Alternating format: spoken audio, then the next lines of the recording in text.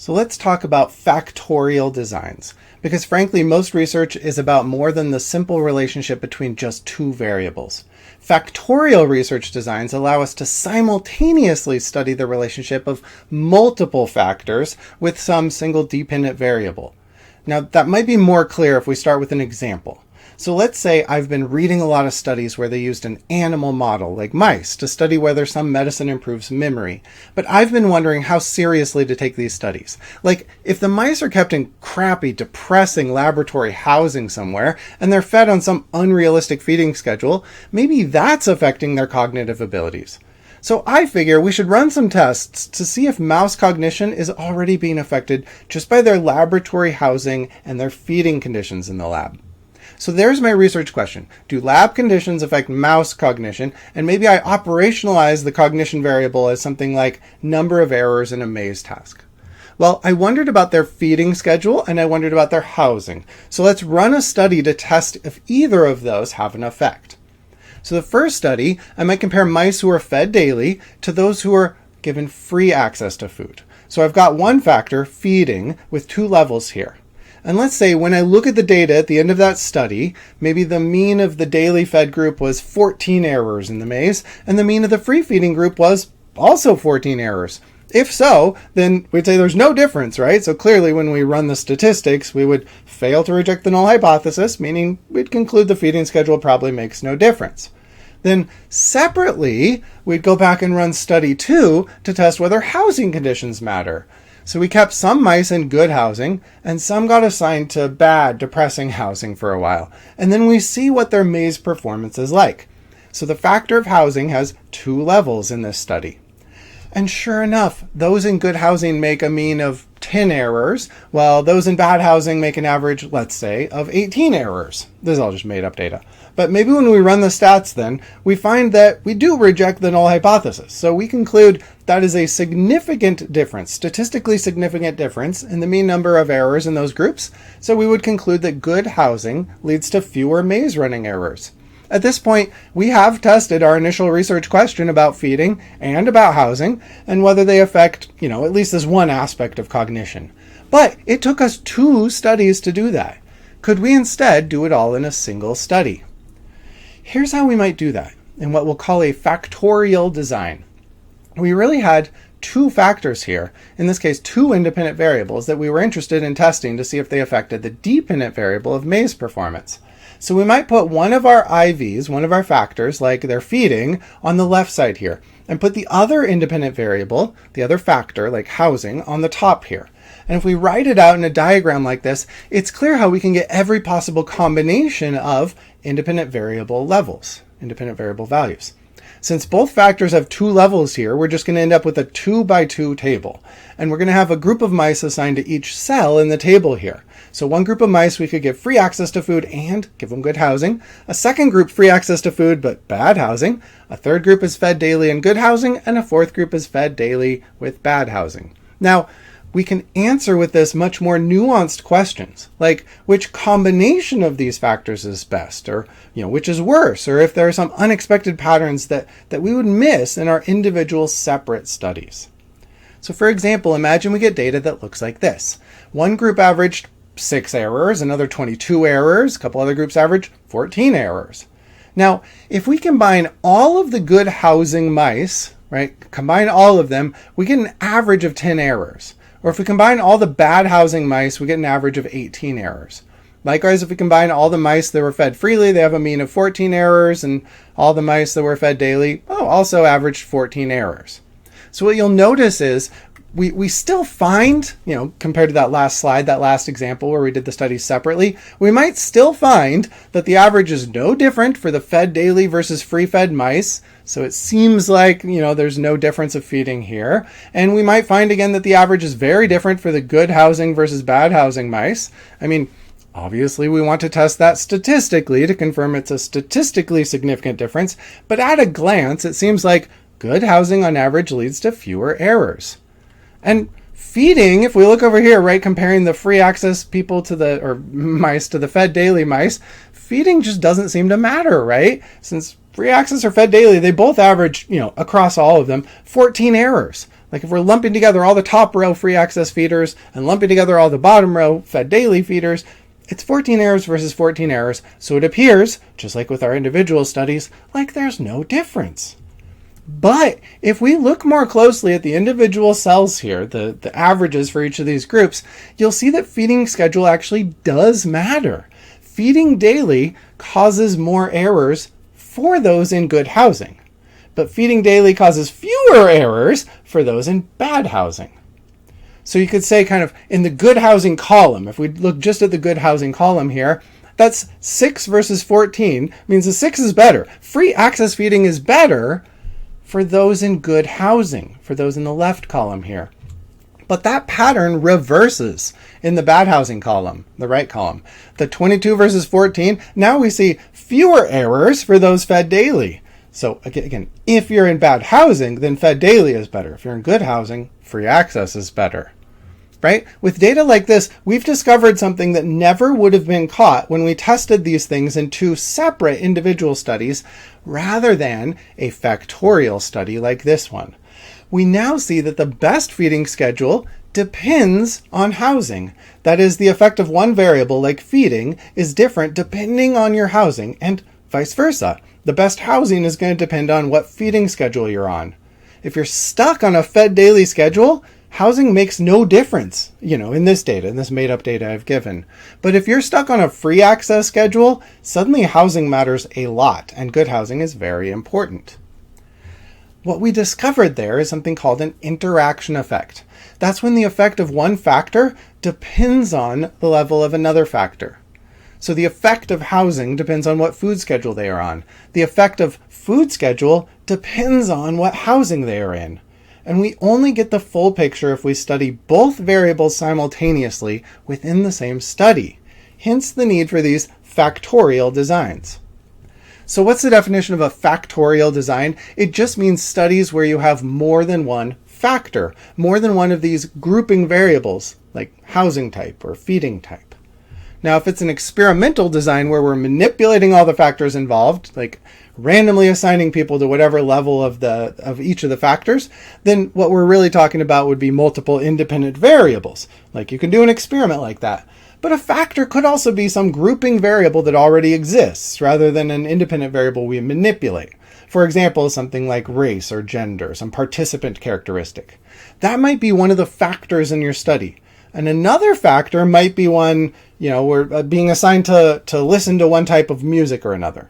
In that case, one of those factors would be an independent variable we're manipulating. That's the experimental part, like music.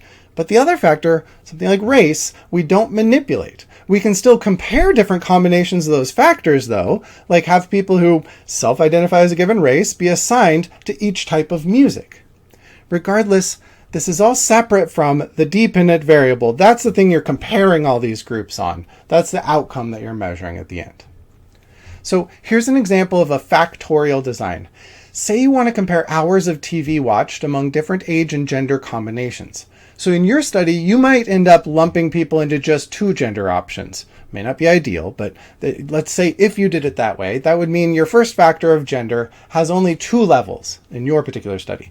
And you might lump people into 3 age groups, right? There's different ways you could operationalize this in different studies. But for you did the age variable, the age factor, as either child, adult, or elderly. So there's 3 levels to that factor.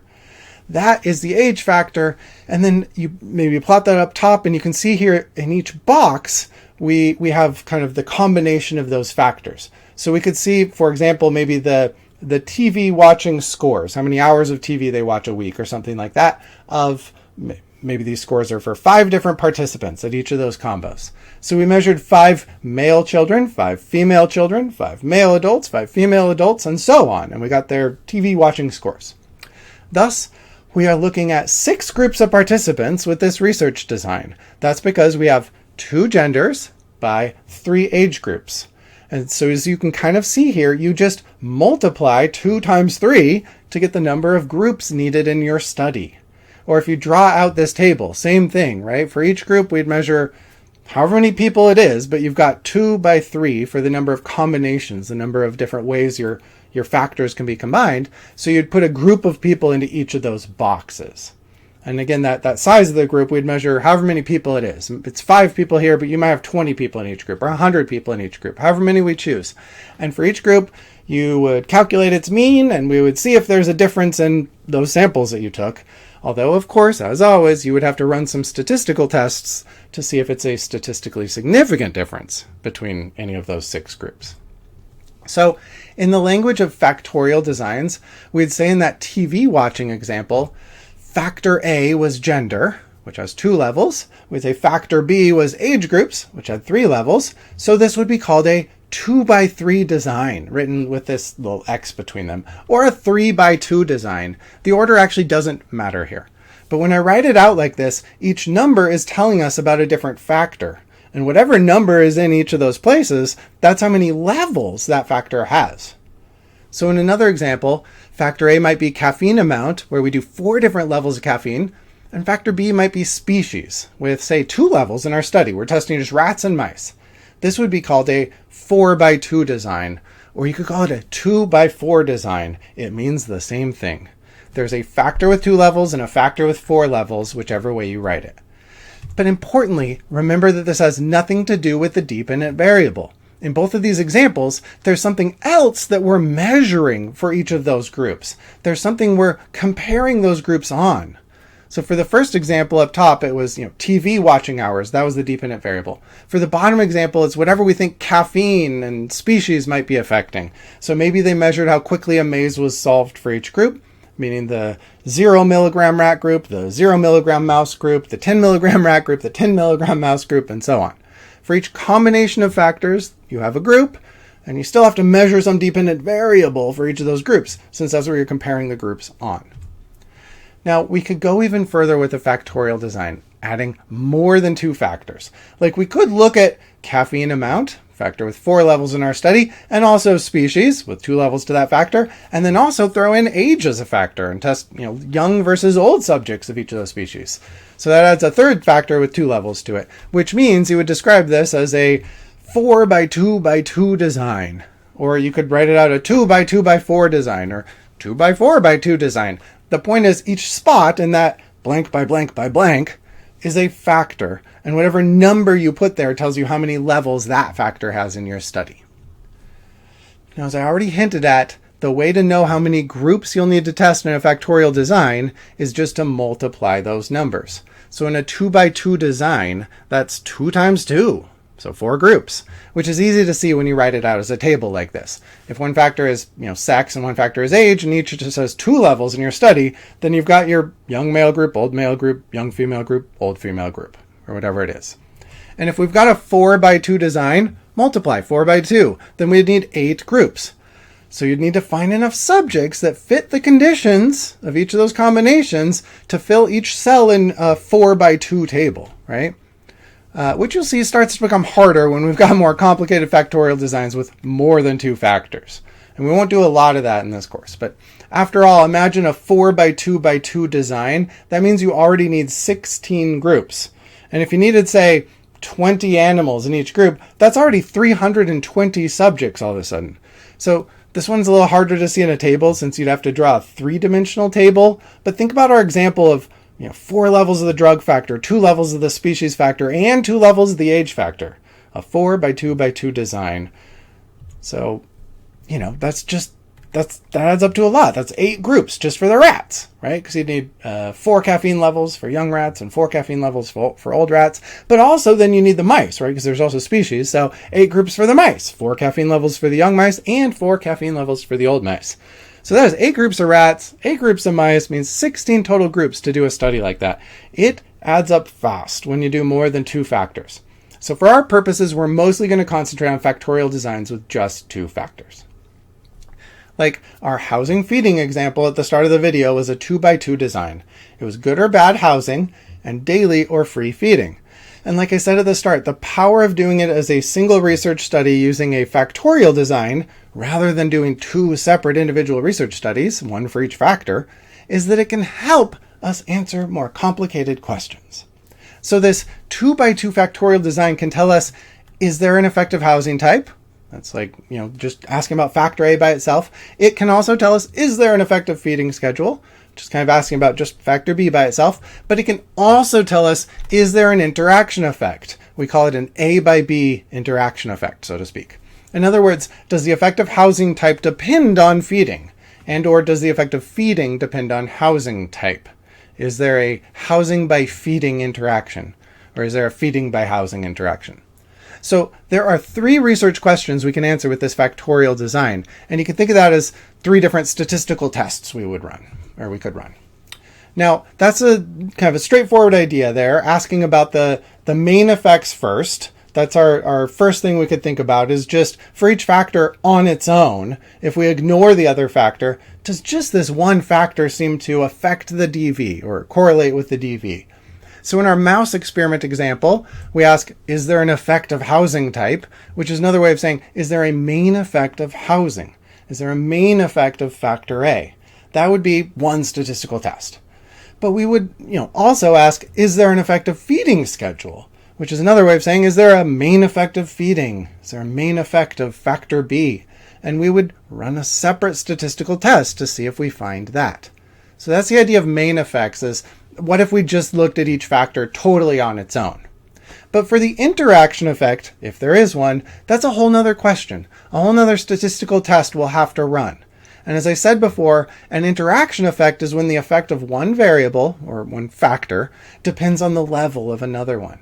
In other words, for each possible combination of factor levels, does the dependent variable come out differently than you would expect from just adding the main effect of each factor on its own? So we ask, is there an interaction effect of factor A by factor B? In other words, does the effect of housing type depend on feeding, and or the effect of feeding depend on housing type? Again, we run a statistical test for this, and it answers something different than each factor on its own. But let's run through a quick example. Let's say we want to study the relationship between alcohol consumption, amount of alcohol consumed, and gender on some dependent variable like driving ability. So the DV might be a score on a driving simulator, something like that, or it could be actually counting how many car accidents occur in each group over the next 2 months, or however we operationally define the DV of driving ability. But we are going to study a number of different groups here because we want to do a factorial design, comparing the different combinations of gender and alcohol amount consumed. So maybe we simplify things to 0 beers, 2 beers, and 4 beers for our study, just 3 levels of that variable. If we're bringing people into a driving simulator lab, this might even be an independent variable that we're manipulating by randomly assigning some people to drink 0 beers, 2 beers, or 4 beers. And maybe in this case, we just measure gender, the other factor, which has 2 levels in our study. Of course, it could be more, even though that might be a poor way to capture gender for some participants. But if we did it like this would be a what by what design. And how many groups would we need to test this? You might pause and try answering before unpausing. So this is a 3 by 2 design, or you could have phrased it a 2 by 3 design. And that means we need 6 groups, because you just multiply those 2 numbers to get how many groups you need for all combinations of all the levels. So with a simple design like this, it's easy to see how it's 6 groups, right? You need 3 female groups to get each of the 3 beer levels, and you need 3 male groups to get each of the 3 beer levels for them. So 6 total groups. Now, as researchers, we might run this study because we're wondering about research questions like the following. We might wonder if alcohol impairs driving, just in general. In other words, is there a main effect of alcohol on driving? But 2, we might wonder if gender has a main effect. Like if one gender drives better than the other in general, is there a main effect of gender on driving? But also, 3, is one gender's driving more affected or less affected by alcohol than the other? And this is asking an interaction question. Is there an interaction effect between the factors? So let's see what that would look like and how we might answer these 3 distinct questions. Imagine this is the data from our study. This is totally made up, by the way. But imagine this is our data. It's giving the mean number of driving errors in each group. So more errors is bad. Higher number is bad.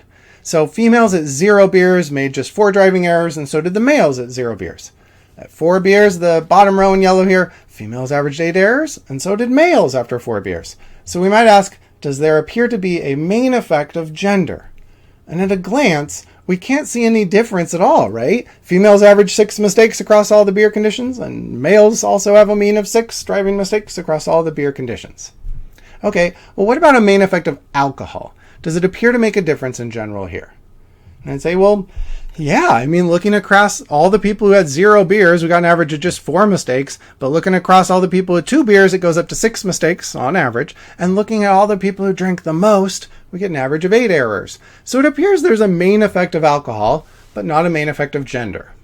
Now, the tricky question is there an interaction effect? Does alcohol seem to affect the genders differently?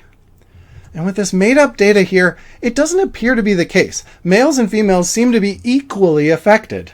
So we would say there's no interaction effect. In that case, there's just a main effect of alcohol, right? And that's kind of all we found here. Again, if these are the results we happen to get in this simplified example with the yellow data up top here. I made this all up. But imagine we instead got data like this. Now we might ask those same 3 questions, whether there's a main effect of gender, a main effect of alcohol, and whether there's an interaction effect. So pause the video and try to answer before unpausing.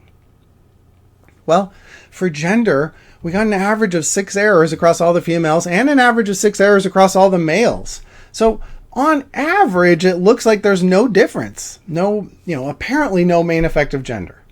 But what about alcohol? Well, there does appear to be a main effect here. Just look at the overall averages on the far right side at each level of alcohol.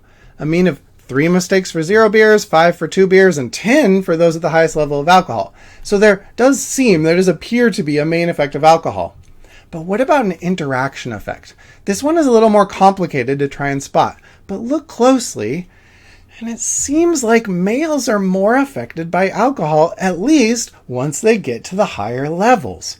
We might even say that with this made-up hypothetical data, in sober circumstances, males made fewer errors than females, and even at a couple beers, that's the case.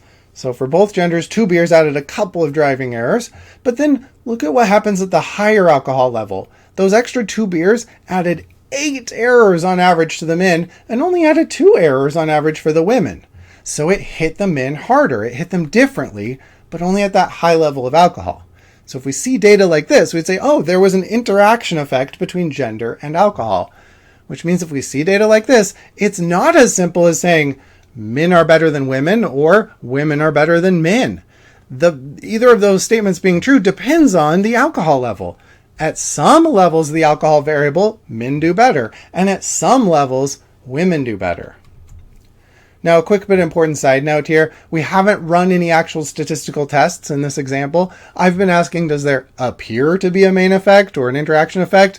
But to really answer that, we can't just eyeball the mean scores and see which is bigger. We would actually need to use statistics to see if the difference is statistically significant.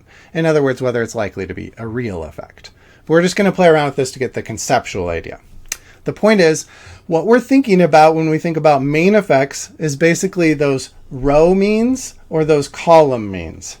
Like for whether there's a main effect of alcohol, you're looking at the means of the different alcohol rows. And whether there's a main effect of gender, you're looking at the means of the different gender columns, like the 6 versus the 6. We could just run statistics to see if those different rows or different columns are statistically significant for main effects. But for interaction effects, you can't just compare those row means or column means. You need to really look within the table at the individual cells of the table. Basically, you need to compare the effect of factor A for each level of factor B. Or compare the effect of factor B for each level of factor A. Sometimes we call this looking at the simple effects. Rather than main effects, we call these simple effects. You're really zooming in on just one row or just one column and interpreting that all on its own. So rather than a main effect of gender, if there's an interaction effect here, we have to zoom in. We'd be saying something like, let's look at just the top row of 0 beers and see if there's a simple effect of gender in this one row. 4 versus 2, we've got a simple effect of gender when people are sober. So when people are sober, males make fewer errors. And then we could go check the next simple effect. So just go to the next row. How about we just go to the second row? Well, when looking at people after 2 beers, is there a simple effect of gender? And again, yeah, there appears to be, since it's 6 versus 4. We'd say at 2 beers, males make fewer driving errors. There's a little effect of gender there, a simple effect at that one level. And so on. So you grab a single row at a time. And if you want to ask about a simple effect of the other variable, you would just look at each level of this one. So you could think of it just as easily using one column at a time rather than one row at a time. So imagine we just look at females first. So the kind of peach coloring highlighted here, for just the female column, we could ask, is there a simple effect of alcohol? And yes, there appears to be, since we get more driving errors with more alcohol. So we'd say with women, there's an effect of alcohol. And what about the red column, the male column? Well, among males, is there a simple effect of alcohol? We'd say, yeah, there does appear to be. More alcohol goes with more driving errors in the male column. So the idea is that if you've noticed an interaction effect, well then, those overall main effects don't have much meaning. They might even be misleading. After all, in the data on this screen, there doesn't appear to be a main effect of gender, right? So it seems like, oh, gender doesn't matter. You might go report to the press as gender doesn't matter for driving. But once you've noticed there's an interaction effect, it actually makes more sense to not report the main effects at all and only report those simple effects at each level. So you have to report more things. You have to break it down into among females, how does it work? Among males, how does it work? Or at sober, how does it work? And at 4 beers, how is there a gender difference? That sort of thing. So you analyze the genders separately, or you analyze the different levels of alcohol separately, and that will help you make sense of the interaction effect. You have to look for each of those simple effects. All right, let's do one more silly little example. What might a person claim are some predictors of belching? How many times you belch a day or something like that? Let's say maybe diet and maybe body weight or something like BMI. Those are just something someone might come up with. We could ask about those things individually as main effects all on their own, but we could also ask interaction questions like, does diet quality only matter for low BMI people? Or maybe does diet quality only matter for high BMI people? Things like that would be interaction effects. So one option, as we saw before, would be to try to answer this with 2 different separate individual studies. Maybe we recruit 100 people per study to get enough, statistical power to test it. So in the first study, we might look at the body weight question. So say we recruit 100 people, so we can put 50 who are low BMI and 50 who are high BMI in our comparison groups. We're going to count their belches over the same period of time. Maybe both groups in this made-up study, right? Maybe the data is something like both groups have a mean of 20 belches in that time frame. So we'd say, okay, there's no difference. We conclude body weight doesn't affect belching. Then we run a separate, second, totally different study where we're going to test the diet quality question. Does diet quality affect belches? So here we're going to need a different 100 people. We're going to need 50 who are healthy eaters and 50 who are unhealthy eaters. And maybe we measure how many times they belch. So say a mean of 10 belches versus 30 belches, and then we run some stats and we conclude that diet quality does relate to number of belches. It correlates with number of belches. So to be more precise, we wouldn't say that one affects the other. If we have data like this, we haven't done an experiment with random assignment. We would just say they are correlated, not that one affects the other. So always look for random assignment if you want to make those causation claims. So that would be something like if we randomly assign some people to a healthy diet for a month and randomly assign some people to an unhealthy diet for a month. But whether we're doing a correlational study or an experimental study like that, the point is maybe what we find here is body weight doesn't seem to be related, right? Doesn't seem to be related, but diet quality does seem to be related to belching. But these studies don't tell us if diet correlates stronger for one BMI than another or weaker for one BMI than another. So the benefits of instead doing a factorial design rather than these 2 separate research studies, it becomes more apparent here. It would allow us to find interaction effects like that if they exist. And just as a side note, and we'll see in a minute when we come back around to this, factorial designs also require fewer participants than if we're doing the studies separately. So these are 2 of the big benefits of factorial designs. So let's talk about finding those interaction effects. Imagine instead we run a single study, a 2x2 factorial study, so we get all 4 combinations of the possible levels. So we've got healthy, low BMI people, healthy diet, high BMI people, unhealthy diet, low BMI, and unhealthy diet, high BMI. Here are some possible made-up results. I just totally made this up, but results we might see with the mean number of belches in each of our 4 groups. Now, at a glance, we might think, hey, looks like for diet, there is a main effect. After all, the healthy people had an overall mean of 10 belches. And if we combine across all the unhealthy people, there was an overall mean of 30 belches. Kind of like in our fake study on the individual studies, right? Or fake data in the individual studies. So unhealthy diet belched more. That seems like a main effect of diet, we could say. It appears anyway. And for BMI, we might look at the mean of 20 for the low BMI row and the mean of 20 for the high BMI row, all combined there. So it looks like there's no main effect of BMI. That's the appearance, right? But there's a problem here, and an important problem. These main effects are misleading. They're kind of wrong, really. But we can only see that if we first go and check for an interaction effect before trying to accept any old main effect that we might see.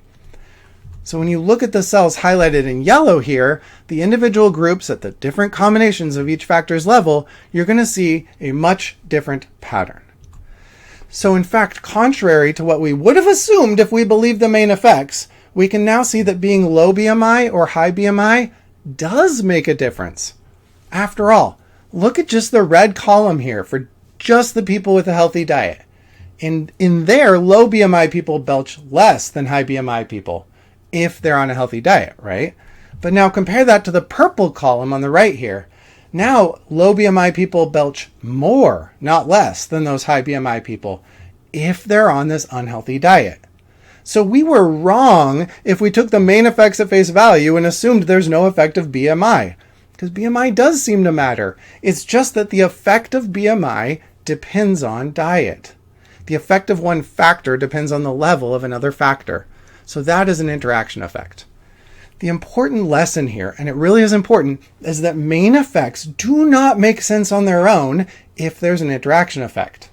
So if there's an interaction effect, do not report the main effects, or at least interpret them with caution. Now, if there is not an interaction effect, then you would report the main effects, and they will make straightforward sense. So this means always check for interaction effects first, and interpret that before you even think about the main effects. If there's an interaction, you want to dive into the specific rows or specific columns and analyze those individually at the level of simple effects, rather than giving these overall main effects. So if the data had looked like this, then there's no interaction effect, right? For healthy dieters, BMI makes no difference. And for unhealthy dieters, BMI again makes no difference.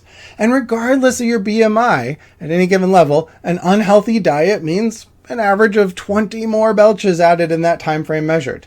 So in that case, it would make sense to report the main effects. In that case, you would say diet is associated with belching and BMI is not, but only because there was no interaction effect. Now, just to circle back around to the side note I mentioned earlier about sample sizes, another benefit of factorial designs is that they require fewer participants to do the same work. Let's see what I mean here. When I originally mentioned the idea of 2 separate studies, I proposed 50 people in the high BMI group and 50 people in the low BMI group, so I needed to recruit 100 people for study 1, and likewise 100 other people for study 2. That is 200 total people if we're running this as 2 separate studies, and assuming we want to get enough statistical power where we're comparing, at least 50 people of each characteristic, like 50 healthy, 50 unhealthy, and so on. But now consider a factorial design for the same question. We can put 25 people in each of our factorial design groups for a total of just 100 participants. But that still lets us test 50 healthy people versus 50 unhealthy people, as you can see here, if we look at the left column versus the right column. And we can still test 50 low BMI people versus 50 high BMI people, as you can see with the top row versus the bottom row here. And on top of these basic kind of main effect style comparisons, which we can now do with half as many total participants, we also get the benefit that we can test for an interaction effect. All of that with just a single study using fewer participants. And that is why factorial designs are so cool and so powerful. I'll end with one final example. This is a famous real-life example of a simple factorial design from research into memory. So researchers Godin and Baddeley, they were some cognitive psychologists who were interested in the question of whether you're going to remember things better if you take the test or do the remembering in the same place that you studied or the same place you laid down the memory in the first place. So their clever and kind of fun way to test this decades back was at a conference that took place by the ocean. So they recruited some scuba divers to participate in this neat little memory test. They had some of their participants memorize a list of random words while they were sitting in dry conditions on the dock. But other participants memorized that same list of words while they were underwater in scuba gear. Now, if all they had done was compare how well people remembered if they'd studied in water versus studied in dry land, that would be a simplistic little study, nothing factorial about it. But these researchers wanted to know not the best place to study, but whether you remember better if your place of testing matches with your place of studying. So of the people who studied underwater, they had half of those people do the recall test underwater, but the other half had to switch to land for their recall. So they're recalling in a different place than where they learned. And of the people who had studied originally, learned, and memorized on dry land, half of those took the test on dry land, so still sitting on the dock, but the other half got switched to underwater for their remembering test. Which means the researchers really had a 2x2 design. So the place of learning, where the memorizing was done, was either dry or wet. And then the place of retrieval, the place of trying to remember the words, that was done either in dry or wet location. So they actually had 4 groups in order to get all those combinations. And here is their really famous and cool result. So you might pause the video actually and take a moment just to digest the graph here and make sense of it yourself before unpausing. So the first thing to notice is that the blue bars are for those who did the recall test on dry land, and the red bars are for those who did the recall test in the water. And neither blue nor red seems to always be better. If you look at the whole graph here, blue isn't always better and red isn't always better. It depends. So on the left half of the graph is only those who studied first on dry land, right? And for them, only for them, dry recall is better.